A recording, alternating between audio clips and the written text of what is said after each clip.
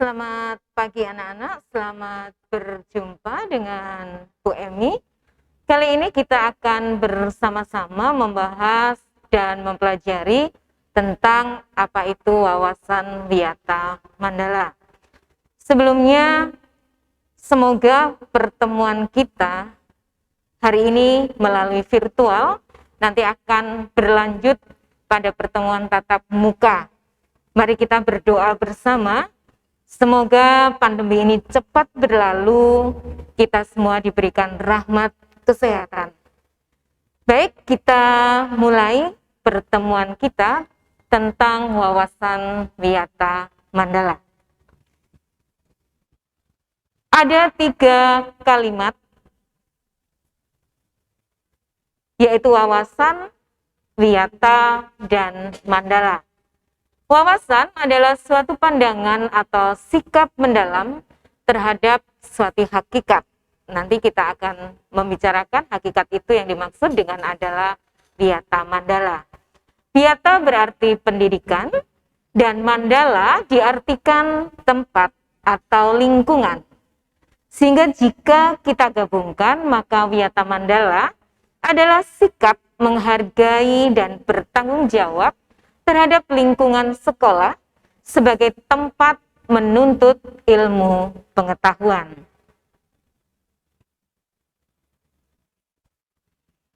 Dalam Wiyata Mandala ada beberapa unsur yang terlibat di dalamnya.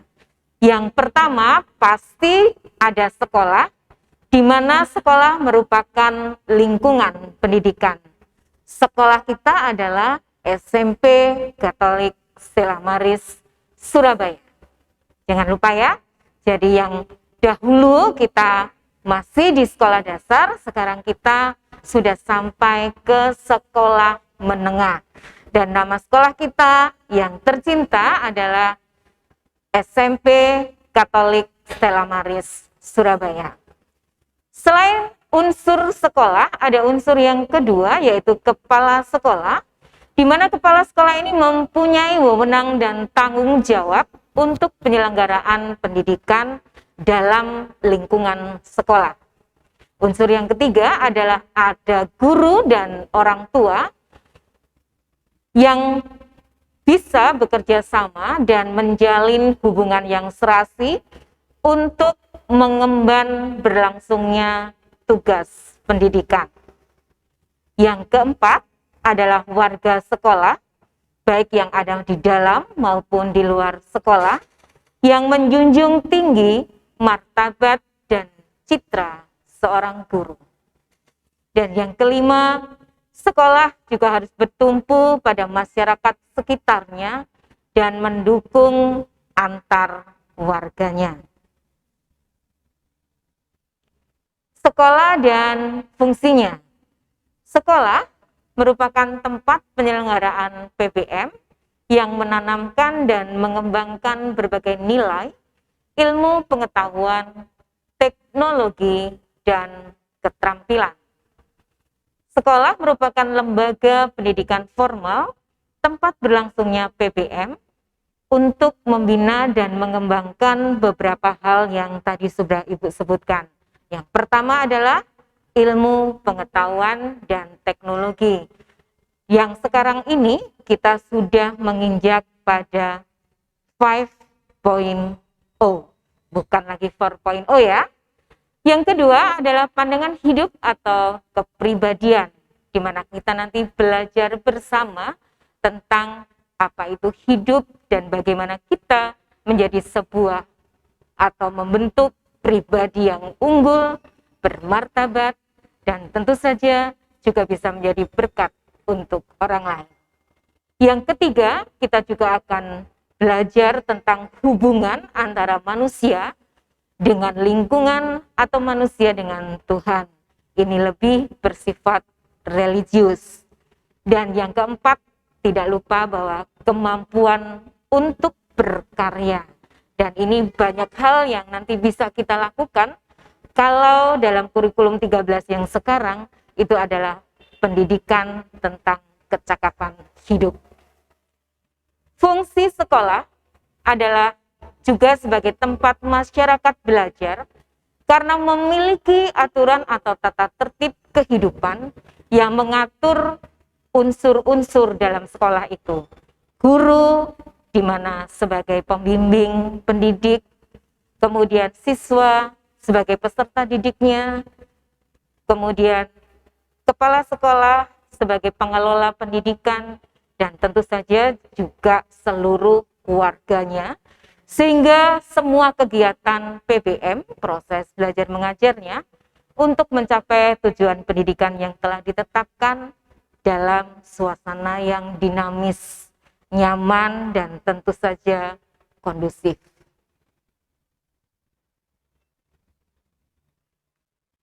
Ciri-ciri sekolah sebagai masyarakat belajar adalah, kita tadi sudah mendengar, ada guru dan siswa, di mana guru dan siswa sama-sama akan melakukan proses belajar mengajar yang tentu saja dihimbau untuk tertib, karena memang akan ada tata tertib yang menunjang untuk itu.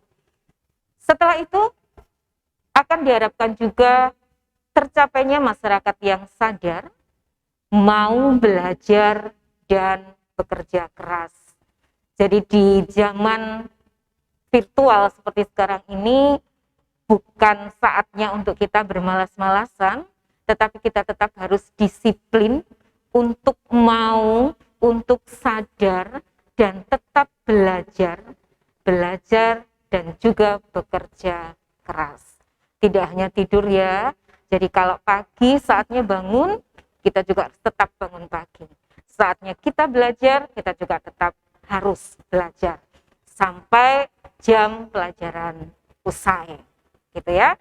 Dan yang ketiga, kalau semua itu sudah kita lakukan, maka akan terbentuk manusia Indonesia seutuhnya yang memiliki dan mampu untuk berkompetitif dalam kehidupan. Untuk itu, maka sekolah akan memiliki prinsip-prinsip yang harus dilakukan, yang harus ditegakkan, supaya semua warga sekolahnya bisa berjalan, bisa melakukan kegiatan dengan nyaman. Prinsip yang pertama adalah sekolah sebagai wadah atau lembaga yang memberikan bekal hidup. Bekal hidup ini bisa bermacam-macam, jadi dari sisi pengetahuannya, kemudian dari sisi keterampilannya. Jadi nanti kalau kalian menerima rapot, maka akan ada nilai pengetahuan dan juga akan ada nilai keterampilan. Ya. Yang kedua, prinsip sekolah sebagai sebuah institusi tempat peserta didik belajar di bawah bimbingan pendidik. Mengapa ada kata bimbingan? Artinya pendidik di sini, guru kalian itu tidak hanya mengajar kalian, tapi juga membimbing kalian, mendidik kalian. Jadi guru bisa juga jadi tempat curhat kalian, jadi orang tua kalian, jadi kakak kalian, dan mungkin bisa jadi teman kalian juga loh. Sehingga ada komunikasi, relasi yang baik antara peserta didik dan pendidik.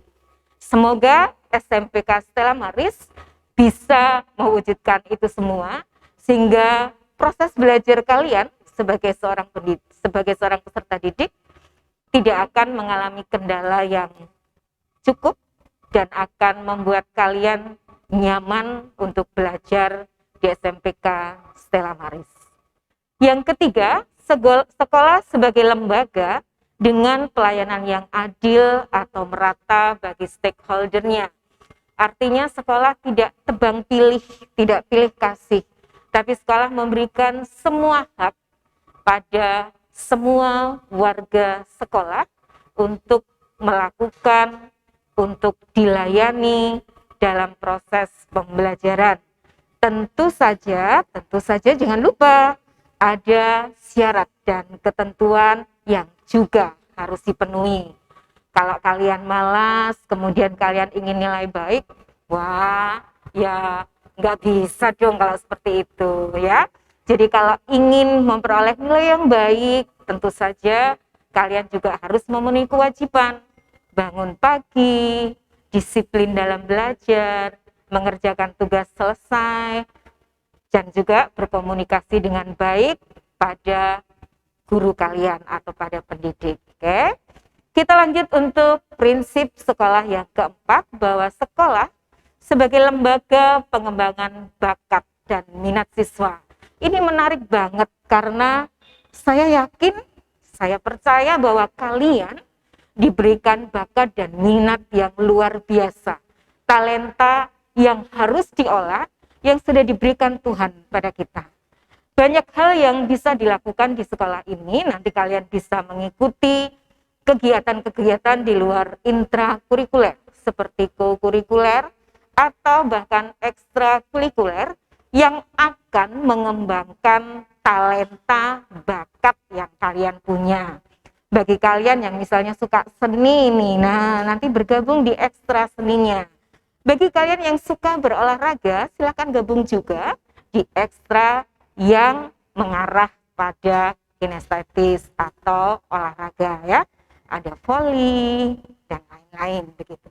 Semoga apa yang nanti akan diberikan oleh SMPK Stella Maris ini sungguh-sungguh bisa mewadahi bakat dan minat kalian, sehingga benar-benar bisa mengembangkan apa yang kalian miliki dan bisa menjadi the best ya. Perlu kalian tahu bahwa di sekolah kita ini sudah banyak piala yang mendukung para siswa, yaitu kakak-kakak kalian yang sudah berprestasi, mulai dari yang suka bahasa dengan orasinya, yang suka cerita storytellingnya, kemudian yang suka dengan sains ya, jadi ada olimpiade matematika, IPA, dan bahkan juga penelitian. Jadi ya, banyak hal yang bisa kalian kembangkan di SMPK Stella Maris. Oke, kita lanjut untuk prinsip yang kelima, bahwa sekolah adalah lembaga pembinaan potensi di luar intelijensi. Jadi di luar pengetahuan, seperti yang Ibu tadi sudah katakan. Tetapi ini juga tidak hanya pada bakat dan minat kalian saja, tetapi juga tentang kemampuan kalian. Bagaimana kalian berinteraksi dengan orang lain, jadi semacam seperti kemampuan sosial, di mana kalian juga nanti bisa diajarkan untuk bagaimana berdiskusi dalam kelompok, bahkan mungkin berdebat. Ada perbedaan ya untuk diskusi dan debat. Nah, nanti kalian bisa mengembangkan hal-hal seperti itu dengan masuk menjadi warga SMPK Stella Maris. Tidak hanya untuk sosial, tapi juga bisa untuk kemampuan emosional. Jadi kita juga memberikan perhatian khusus, tidak hanya dalam bentuk intelektual, tapi juga emosional dan juga untuk kemampuan sosial. Yang keenam adalah sekolah sebagai wahana pengembangan sikap dan watak. Ini juga menarik anak-anak. Kalian perlu tahu bahwa sekolah kita juga memiliki beberapa nilai secara khusus yang nanti jika kalian sudah masuk, kalian akan mendapatkan penjelasan lebih lengkap tentang itu. Sikap dan watak inilah yang juga perlu kita lakukan sebagai sebuah bentuk pembiasaan. Kalau kalian mau membaca dan mencari referensi lain, itu sangat bagus. Mungkin kalian bisa membaca salah satu buku yang Ibu suka ya, dari Stephen R. Covey, dalam bukunya Seven Habits, atau mungkin yang terbaru ada Eight Habits. Nah, di sana kita bisa belajar juga secara literasi dan kemudian menerapkan bagaimana kita juga bisa mengembangkan sikap dan watak kita. Yang ketujuh, bahwa sekolah sebagai wahana pendewasaan diri. Di sini kalian akan belajar bersama dengan teman-teman kalian dan juga bersama dengan Bapak Ibu guru dan kalian akan mendapatkan problem solving yang kemudian nanti di situ kalian akan menentukan, oh iya, kalau saya mendapatkan hal seperti ini, maka saya harus melakukan hal seperti ini. Nah, inilah proses dari kalian belajar bagaimana kalian bisa mendewasakan diri kalian. Kalau dulu contohnya ketika kalian kecil bangun masih harus dibangunkan. Nah, sekarang mulai belajar dari hal kecil untuk mandiri. Jadi menentukan, oh ya saya harus bangun sendiri. Oh ya saya tidak perlu diajak oleh orang tua, diingatkan orang tua untuk belajar. Tetapi saya harus menentukan, oh saya harus belajar sendiri. Saya harus menyelesaikan tugas. Nah, ini juga hal-hal kecil yang perlu dilakukan supaya pendewasaan diri yang sebuah proses ini akan bisa berjalan dengan baik untuk diri kita sendiri. Yang kedelapan adalah sekolah sebagai bagian dari masyarakat belajar atau learning society. Ini juga hal yang menarik yang tadi sempat sudah Ibu singgung, bahwa di sini kalian belajar untuk memberi, untuk berbagi.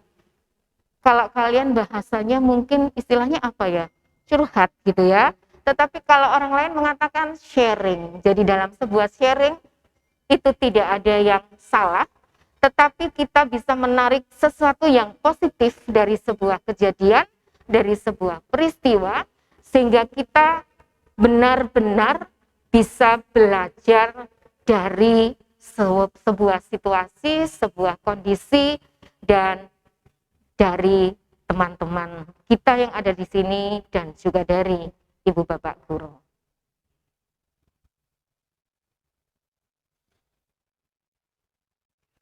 Berikutnya kita akan belajar untuk apa sih sebenarnya penggunaan sekolah itu.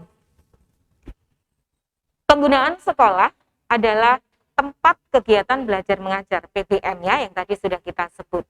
Karena itu ada aturan-aturan yang juga harus dipenuhi, di mana sekolah itu tidak boleh dijadikan tempat. Yang pertama adalah ajang promosi atau penjualan produk-produk perniagaan yang tidak ada hubungannya dengan dunia pendidikan. Kalau misalnya buku dan lain-lain yang ada kaitannya dengan dunia pendidikan itu masih diizinkan. Dan juga ada perkecualian dari yang pertama, karena kebetulan di sekolah kita ini juga ada yang namanya program belajar mengarah pada entrepreneur atau kewirausahaan, di mana nanti hasil akhirnya adalah mereka punya produk. Jadi anak-anak itu akan punya produk, dan produk-produk anak-anak inilah yang juga bisa diinformasikan, kemudian dipromosikan kepada orang tua, dan juga kalau nanti memang sudah berkelanjutan akan dipromokan untuk ke dunia di luar sekolah kita, bahwa anak-anak kita ini belajarnya nggak hanya intelektual loh, tapi juga bisa tentang perniagaan. Nah, ini adalah hal yang khusus ya. Jadi, mengapa hal yang khusus? Karena ini adalah produk dari anak-anak SMPK Stella Maris. Kalian yang berminat nanti bisa ikut bergabung di dalamnya, dan itu ada di kelas digital ya. Jadi jangan lupa ya, untuk kalian yang belum memilih, silahkan memilih di kelas digital karena ada program khusus entrepreneur atau kewirausahaan. Yang kedua, bahwa sekolah itu merupakan lingkungan yang bebas rokok bagi semua pihak. Tentu saja di usia kalian yang masih remaja, yang masih belia, Ibu harapkan sih belum mengenal rokok ya, dan jangan mencoba. Jangan mencoba, begitu ya. Sehingga nanti tidak akan ada keinginan istilahnya candu ya, begitu untuk rokok. Pengetahuan tentang itu boleh, dan banyak sekali literasi tentang itu, dan juga tentu saja bagaimana bahayanya rokok untuk tubuh kita. Semoga para anak-anak yang terkasih ini, terutama yang cowok ya, jangan mencoba ya untuk rokok ya. lebih baik tidak merokok sehingga tubuh kita benar-benar menjadi sehat, baik jasmani maupun rohani. Yang ketiga juga tidak boleh ada penyebaran aliran sesat atau penyebarluasan aliran agama tertentu yang bertentangan dengan undang-undang. Jadi hal-hal yang terkait dengan itu tentu saja tidak diperbolehkan di sekolah. Jadi kita hanya mengenal dan mengetahui bahwa agama yang ada di Indonesia itu adalah ada 5 agama dan kepercayaan. Jadi di luar itu berarti dianggap sesuatu yang bertentangan dengan undang-undang. Semoga anak-anak SMPK Stella Maris tidak ada yang mengikuti aliran-aliran selain itu. Yang keempat, tidak ada propaganda politik atau kampanye. Mengingat usia kalian yang masih di bawah 17 tahun, semoga ini tidak ada ya, begitu ya. Tetapi bukan berarti kalian tidak akan belajar tentang apa itu politik. Kalian akan belajar apa itu politik nanti ketika kalian sudah tergabung di SMPK Stella Maris dan menjadi anggota OSIS ya, nanti akan dijelaskan tersendiri, dan bahkan mungkin kalau kalian nanti bisa menjadi pengurus OSISnya. Kalian akan belajar politik, bagaimana berpolitik yang sehat begitu.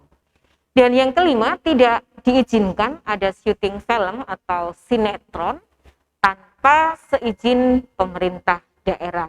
Ini juga ada perkecualian teman-teman, karena beberapa dari program pendidikan itu memang mengarah pada suatu bentuk promosi yang dalam bentuk syuting film, entah itu film pendek atau apa. Nah, seiring dengan kegiatan-kegiatan yang seperti itu dan bersifat positif, dan tentu saja harus izin oleh sekolah, maka pasti hal-hal itu akan diizinkan, gitu ya. Dan yang keenam, tidak ada kegiatan yang dapat menimbulkan kerusakan, perpecahan, perselisihan, sehingga menjadikan suasana sekolah kita menjadi tidak kondusif. Semoga kita semua tidak melakukan hal-hal yang bertentangan dengan penggunaan sekolah kita.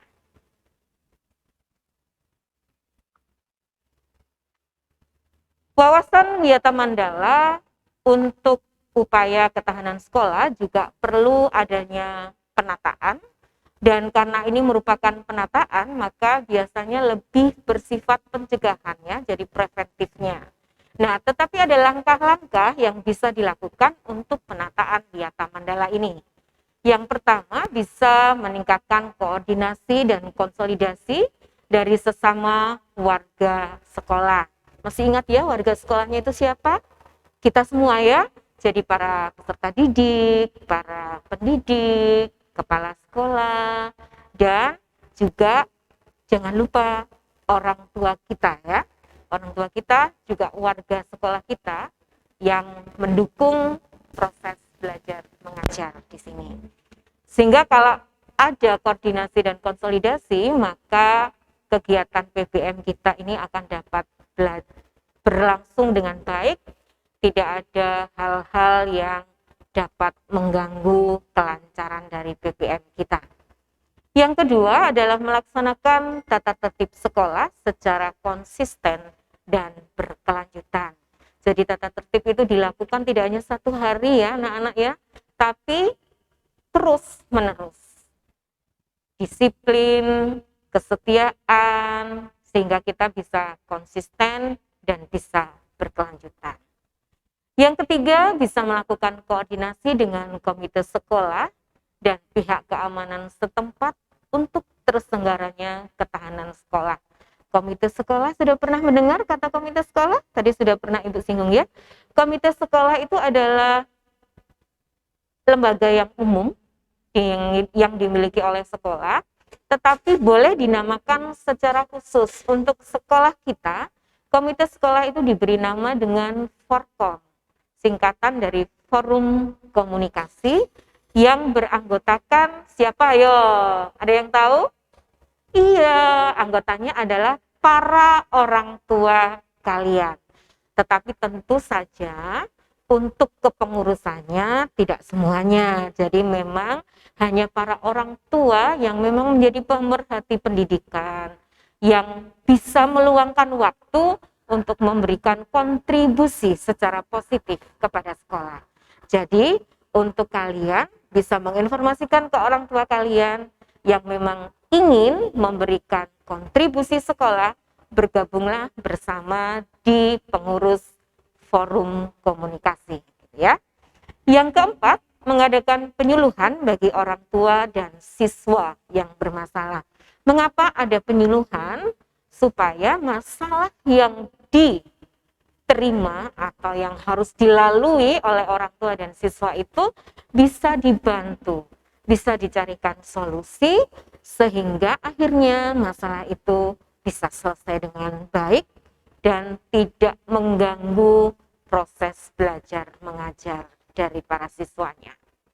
Yang kelima adalah mengadakan penyuluhan dan pembinaan kesadaran hukum bagi siswa. Nanti kalian akan menerima penyuluhan dan pembinaan ini dari lembaga-lembaga lain yang bekerja sama dengan sekolah, misalnya dari kepolisian, kemudian dari dokter. Nah, banyak hal yang bisa kita terima, yang bisa kita dapat dari penyuluhan dan pembinaan itu karena mereka sudah para pakar di bidangnya masing-masing. Dan yang keenam adalah adanya pembinaan dan pengembangan keimanan, ketakwaan, etika bermoral Pancasila, kepribadian sopan santun dan berdisiplin. Ini nanti kalian juga akan dapat. Jadi gimana sih sebenarnya menjadi pelajar Pancasila itu? Nah, nanti akan ada dijelaskan lebih lengkap dan lebih detail. Jadi silakan nanti menunggu, jam berapa sih menjadi pelajar Pancasila itu gitu ya. Ini juga hal yang sangat menarik.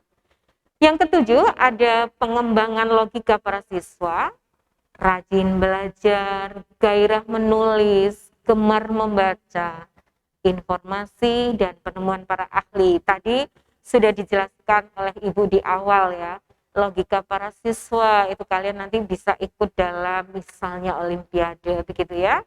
Kemudian rajin belajar, gairah menulis, nanti kalian bisa ikut lomba dalam tulisan-tulisan biografi, sejarah tentang tokoh-tokoh masyarakat di negara kita. Nah, ini banyak kakak kelas nih yang sudah mengumpulkan dan mendapatkan penghargaan kejuaraan baik secara nasional maupun internasional. Nah, tugas kalian berikutnya nih untuk mengikuti jejak kakak kelas kalian ya.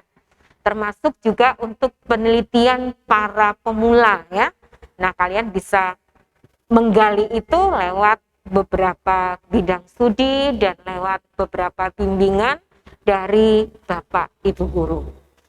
Yang kedelapan adalah mengikut sertakan siswa dalam kegiatan ekstrakurikuler dan pengembangan diri. Tadi juga sudah sempat Ibu sebut di bagian sebelumnya ya. Jadi jangan lupa nanti ketika sudah ada pilihan, silakan kalian memilih yang sesuai dengan apa tadi yang Ibu sebut? Bakat, minat, atau talenta. Betul banget itu ya. Dan yang kesembilan, akan mengadakan karya wisata dalam rangka pengembangan IPTEK. Ini juga biasanya kita lakukan, tapi dulu ya teman-teman, mengapa ini belum bisa dilakukan? Karena situasi negara kita yang masih prihatin dengan pandemi COVID-19.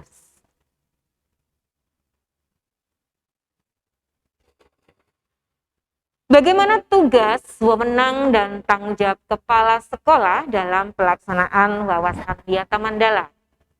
Kepala sekolah sebagai pimpinan tertinggi, pimpinan utama, bertugas dan bertanggung jawab untuk memimpin penyelenggaraan belajar mengajar serta membina pendidik dan tenaga pendidik, dan juga membina hubungan kerjasama dan peran serta masyarakat. Kepala sekolah dalam melaksanakan penataan biata mandala di sekolah melakukan beberapa kegiatan. Yang pertama adalah melaksanakan program-program yang telah disusun bersama komite sekolah. Masih ingat ya komite sekolah di sekolah kita apa namanya tadi? Forum komunikasi ya. Semoga nanti para orang tua kalian bisa bergabung di sana ya untuk berkontribusi bersama memajukan SMP Katolik Stella Maris Surabaya. Yang kedua, menyelenggarakan musyawarah sekolah yang melibatkan pendidik, OSIS, komite sekolah, tokoh masyarakat, serta pihak keamanan setempat. Ya, tadi juga sudah Ibu sebut bagaimana kita harus berkoordinasi, meningkatkan keterlibatan semua stakeholder di sini, gitu ya.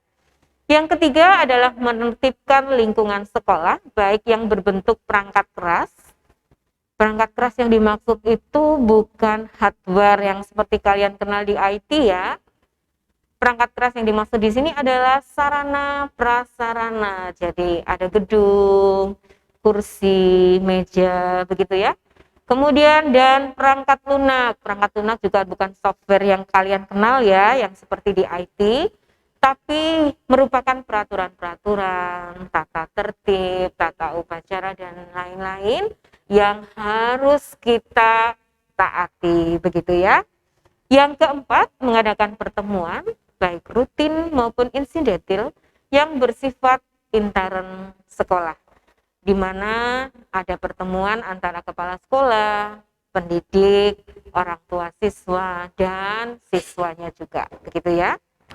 Dan yang kelima adalah menyelenggarakan kegiatan yang dapat menunjang ketahanan sekolah seperti pramuka, PMR, paskibra, kesenian, olahraga, dan sebagainya. Ini semua sudah Ibu singgung di awal di bagian apa tadi? Ekstrakurikuler. Nanti kalian akan dapat pramuka dan wajib ya. Jadi jangan lupa dan kalian bisa siapkan apa sih sebenarnya. Bagi kalian yang sudah pernah mengikuti pramuka, nah ini tingkat lanjutannya, begitu ya. Oke. Mekanisme dalam pelaksanaan biata mandala. Ada beberapa hal yang bisa kita lakukan. Yang pertama adalah yang merupakan tahap pencegahan atau tahap preventif, dan yang kedua nanti yang berupa tahapan tindakan ya. Untuk tahapan preventif itu ada yang juga perlu dilalui untuk adanya peluang-peluang atau kasus-kasus yang terjadi. Sehingga kalau itu sudah diantisipasi, sudah dicegah, maka sekolah kita tidak akan mengalami banyak kendala ya, banyak hal-hal yang negatif. Nah, upaya untuk meniadakan peluang-peluang itu yang pertama kita memelihara sekolah, lingkungan sekolah, kita menciptakan kebersihan dan ketertiban supaya siswa juga merasa home ya di rumah, merasa nyaman, seakan-akan sekolah itu memang rumah kedua bagi kita, tempat yang menyenangkan, sehingga tidak ada tempat tertentu yang bisa dijadikan siswa untuk melakukan hal-hal yang negatif. Nah, nanti itu juga akan kita lakukan pelan-pelan, bertahap, berkesinambungan, seperti itu ya. Kalau hal yang kecil itu bisa dimulai dari diri kita sendiri. Kalau misalnya kita tidak mau membuang sampah pada tempatnya, bagaimana kita bisa menuntut lokasi kita, sekitar kita menjadi tempat yang bersih dan nyaman. Karena itu mulailah hal positif dari diri kita sendiri. Yang kedua, menciptakan suasana yang harmonis antara pihak pendidik atau staf dan siswa serta penduduk di sekitar sekolah. Jadi kita juga harus melihat kondisi sekolah kita yang letaknya sangat strategis karena di corner pojok ya. Jadi ada kiri dan ada kanan kita, bahkan kita ini di jalan besar, di jalan protokol. Jadi kita benar-benar harus menempatkan diri kita. Jadi kalau misalnya kita ini siswa SMP, ya tempatkanlah kita ini sebagai seorang pelajar. Dengan sikap kita, dengan tindakan kita, sesuai dengan ukuran seorang pelajar. Jangan seperti orang di luar yang mungkin, mohon maaf kalau Ibu harus mengatakan, preman misalnya. Nah, jelas itu tidak cocok ya dengan ukuran, dengan standar kita, dengan status kita sebagai seorang pelajar. Yang ketiga adalah membentuk jaring-jaring pengawasan atau kontrol dan razia terhadap kegiatan siswa di lingkungan sekolah. Nanti jika kita sudah bertemu dalam tatap muka di sekolah, ini biasanya juga dilakukan bisa 1 bulan sekali, 2 bulan sekali, dan lain-lain. Tetapi selama kita bertemu secara virtual, kita bertemu daring, kita hanya bisa melihat wajah kita satu sama lain ya. Jadi rahasia ini tidak bisa dilakukan, sedangkan pengawasan atau kontrol akan lebih banyak dilakukan oleh orang tua kalian masing-masing di rumah, gitu ya. Yang keempat adalah menghilangkan bentuk-bentuk perpeloncoan pada saat MOS. MOS itu mungkin istilah yang lama. Istilah yang baru apa? Anak-anak yang sekarang ini lagi kita jalan ini 3 hari ke depan ini, apa namanya? Ada yang tahu? Oh, ya betul ya. Jadi yang sekarang ini terjadi adalah MPLS. Apa itu singkatannya? Nah, cari tahu ya nanti ya. Cari tahu, dan nanti jangan lupa di akhir pertemuan kita akan ada tugas. Nah, nanti kalian bisa kerjakan tugas itu. Siapa tahu pertanyaan itu muncul. Jadi sekarang disiapkan dulu ya. Apa sih singkatannya MPLS itu gitu ya? Oke. Kita lanjut untuk yang kelima, yaitu meminimalisir keterlibatan kelompok maupun perorangan dalam kegiatan sekolah. Yang dimaksud keterlibatan kelompok atau perorangan ini adalah hal-hal yang bersifat negatif ya, yang mau menunjukkan dirinya tetapi tidak cukup bertanggung jawab. Semoga itu tidak ada di sekolah kita ya, sehingga sungguh-sungguh kita merasa nyaman ada di sekolah kita, bisa berkegiatan dengan baik, bisa menempa, mengolah apa yang menjadi tujuan dari pendidikan kita. Yang keenam adalah mengisi jam-jam kosong dengan pelajaran atau kegiatan ekstra lainnya. Artinya kita di sini menggunakan waktu luang kita dengan hal yang positif. Bisa literasi, bisa melakukan banyak keterampilan, kita juga bisa melakukan hal-hal inovatif lainnya yang mungkin orang tidak bisa. Oh, aku suka video, buat deh video pendek. Oh, aku suka ini nih, foto. Coba kita ambil beberapa view dan kita foto, kemudian kita lihat kembali hasilnya. Nah, dengan hal-hal yang positif itu, semoga waktu luang kita, jam kosong kita, atau saat kegiatan ekstra akan bisa lebih berguna untuk diri kita. Yang ketujuh, meningkatkan kegiatan ekstrakurikuler pada masa awal atau akhir semester dan masa liburan sekolah. Nah, ini menarik teman-teman. Jadi meningkatkan kegiatan ekstrakurikuler yang sudah diadakan sekolah masih harus ditingkatkan loh, termasuk saat liburan sekolah.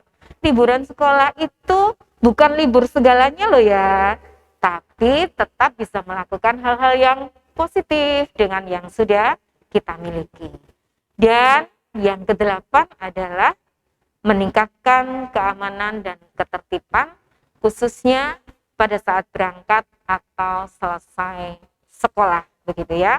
Nanti kalau ada PTMT, jadi ada pertemuan tatap muka terbatas, ini juga bisa diperlakukan. Dan secara khusus saat pandemi, jangan lupa protokol kesehatan yang kita lakukan ya. tidak berkerumun, memakai masker. Bahkan sekarang ini yang harus kita gunakan maskernya berapa lapis anak-anak? Tahu? Wah, pinter ya. 2 lapis ya, kalau dulu 1 lapis, sekarang harus 2 lapis begitu ya. Baik, itu hal-hal yang perlu, dan yang berikutnya nanti kita akan masuk pada tahap tindakan. Tahap tindakan atau tahap represif ini adalah tahap di mana jika terjadi pelanggaran yang dilakukan dari tata tertib atau peraturan sekolah. Beberapa upaya bisa dilakukan. Yang pertama, bisa mendamaikan para pihak yang terlibat perselisihan antara orang tua atau pendidik dan pembinanya. Ini bisa terjalin jika kita juga bisa berkomunikasi dan berelasi dengan baik, sehingga hal-hal seperti ini bisa diantisipasi. Tetapi jika terjadi, maka semoga bisa dijadikan atau dicarikan solusi yang terbaik ya. Membatasi, yang kedua, membatasi areal tempat terjadinya aksi. Ini juga bisa kita lakukan ya, sehingga tidak terjadi hal-hal yang tidak kita inginkan begitu. Kemudian yang ketiga adalah menetralisir isu-isu yang berkembang dan mencegah timbulnya isu-isu baru. Ini juga sangat rawan ya di situasi yang serba milenial ini, zaman milenial. Bukan fisik mungkin yang kita perlu cegah, tapi juga tulisan yang kita tulis dalam HP kita ya, itu juga perlu dicegah. Hal-hal yang tidak perlu, gambar, video yang tidak perlu, sebaiknya langsung dihapus ya, begitu, sehingga itu bisa membantu kita menetralisir yang hal-hal yang tidak perlu kita terima atau isu-isu lainnya. Yang keempat, berkoordinasi dengan pihak keamanan apabila terdapat pihak luar sekolah yang melanggar keamanan, ketertiban, perbuatan kriminalitas di lingkungan sekolah. Jadi jika terjadi sesuatu, segera laporkan pada pihak yang berwajib. Dalam hal ini yang terdekat mungkin adalah security sekolah, begitu ya. Dan kalau masih ada ibu bapak guru, maka kalian bisa sampaikan itu juga ke bapak ibu guru, dan nanti akan bisa ditindaklanjuti. Yang kelima, mengungkap lebih lanjut keterlibatan pihak luar sekolah atas kasus yang timbul dan menyelesaikan secara hukum. Jadi ini lebih lanjut lagi ya dari masalah-masalah yang ada. Jadi sehingga nanti bisa terselesaikan hal yang baik begitu. Kemudian yang keenam, juga bisa mengikut sertakan para ahli untuk mengadakan bimbingan dan penyuluhan. Dan tentu saja yang ketujuh, dengan memberikan sanksi sesuai tata tertib yang berlaku. Itu penjelasan tentang wawasan Niyata Mandala, dan semoga ini menambah wawasan kita tentang apa sih sebenarnya sekolah atau lingkungan kita. Dan nanti jangan lupa di akhir pertemuan kita siang ini, nanti Ibu akan memberikan 2 pertanyaan yang nanti bisa kalian jawab, dan nanti bisa dikumpulkan nanti dengan mendengarkan informasi-informasi berikutnya. Sekarang siapkan ballpoint dan kertas untuk menuliskan 2 pertanyaan yang harus kalian selesaikan untuk materi wawasan Niyata Mandala. Sudah siap atau belum, anak-anak? Sudah ya? Oke. Tugas yang pertama adalah tuliskan dan jelaskan dengan lengkap apa yang dimaksud dengan multiple intelligence. Nah, untuk pertanyaan nomor 1 ini, kalian bisa cari referensi di mana saja. Boleh buku, boleh googling, dan lain-lain. Nah, nanti kalau sudah dapat, Silakan dituliskan dengan lengkap ya, gitu ya. Boleh tulisan tangan, boleh diketik. Terserah kalian, ya. Oke. Untuk pertanyaan pertama, cukup jelas ya? Oke. Kita lanjut pertanyaan yang kedua. Refleksikan diri kalian dengan menentukan posisi saya ada di intelijen yang mana? Jelas pertanyaannya? Oh, saya ini sukanya seni. Nah, cari yang terkait dengan seni. Oh, saya ini gerak terus, saya ini kinestetis. Coba dicari yang kinestetis. Nah, begitu ya. Enggak sulit, tidak sulit ya. Tetapi bagaimana juga kalian menemukan diri kalian sendiri. Gitu ya. Jadi kalian sudah mengenal sekolah kalian, maka kalian lewat 2 pertanyaan ini juga akan mengenal diri kalian sendiri. Jangan lupa dijawab 2 nomor itu nanti, dan nanti tugas itu akan dikirimkan kemana, menunggu informasi berikutnya, gitu ya. Pertemuan kita akan selesai, dan Ibu mengucapkan terima kasih yang sebesar-besarnya karena kalian sudah mengikuti, sudah menjelaskan, mendengarkan dengan baik tentang apa itu wawasan wiyata mandala. Dan mari kita tutup pertemuan kita. Ibu punya sesuatu untuk kalian. Didengarkan dulu ya. Oke. Bunga krisan, bunga pukul 4. Salam pendidikan, salam sehat. Ikan teri, ikan sepat. Mari menjadi pribadi penuh berkah. Terima kasih. Sampai jumpa di SMPK Stella Maris, Surabaya.